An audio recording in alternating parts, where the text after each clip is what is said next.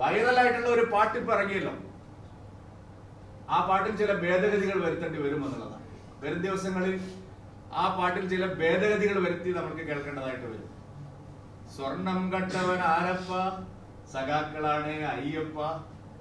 സ്വർണം വിറ്റത് ആർക്കപ്പ, കോൺഗ്രസിനാണ് അയ്യപ്പ. ലാഭം കൊയ്തത് ആരൊക്കെ, ഇന്ത്യ മുന്നണി ഒറ്റക്ക്. ഇത് നാളെ കേരളത്തിലെ ജനങ്ങൾ ഒരു പാരടി ഗാനമായിട്ട് പാടുന്ന സ്ഥിതി വരും. ഇതിനകത്ത് LDF-നും UDF-നും തുല്യമായ പങ്കാളിത്തമുണ്ട്. ഗുരുതരമായ കാര്യങ്ങളിൽ അവരും ഏർപ്പെട്ടിട്ടുണ്ട്. ഇല്ലെങ്കിൽ അടൂർ പ്രകാശ് പറയട്ടെ, UDF കൺവീനറല്ലേ? എന്തിനാ കണ്ടത്? ആരാ കണ്ടത്? ആരാണ് ഇടനിലക്കാർ? എന്താണ് സംസാരിച്ചത്? ഇല്ലെങ്കിൽ ആന്റോ ആന്റണി പറയട്ടെ, ശബരിമല നിൽക്കുന്ന മണ്ഡലത്തിലെ MP അല്ലേ പറയട്ടെ.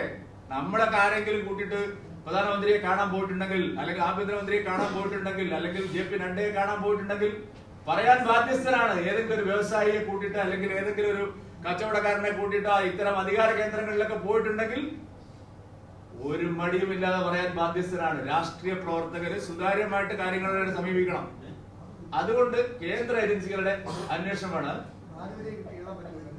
അതിപ്പോ വീട്ടിൽ കിട്ടൂല്ലോ. അത് ഇനി വരാൻ പോകുന്ന പാട്ടാണ്. കാരണം ഈ കേസ് കഴിയുമ്പോ, അല്ല ഈ കേസിന്റെ അന്വേഷണം ഫലപ്രദമായി നടക്കുമ്പോ UDF-നും തുല്യമായ പങ്കാളിത്തം ഉണ്ടാവും.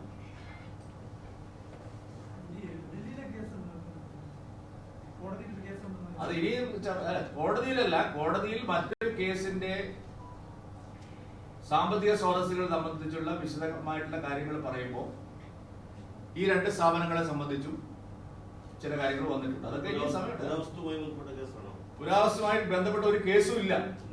വേറൊരു കേസിൽ, ദില്ലിയിൽ പല കേസുകൾ നടക്കുന്നുണ്ടല്ലോ. നിങ്ങൾക്ക് കുറച്ച് ഞാൻ തരാൻ ദിവസം ഉണ്ടല്ലോ. നിങ്ങൾ എല്ലാം കൂടി അവര് നടത്തുന്ന സ്ഥാപനങ്ങളെ സംബന്ധിച്ചുള്ള ഈ ബിസിനസ് അവർ നടത്തുന്നു എന്നുള്ളതിനെ സംബന്ധിച്ച്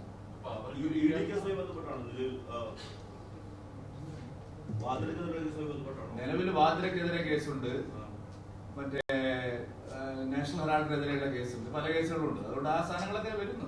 എന്ത് ഞാനിപ്പോ ഒരു കാര്യം പ്രാഥമികമായിട്ട് പറഞ്ഞേ. അതുകൊണ്ട് അതെല്ലാം അന്വേഷിക്കണം എന്നാണ് ഞാനിപ്പോ പറഞ്ഞിരിക്കുന്നത്.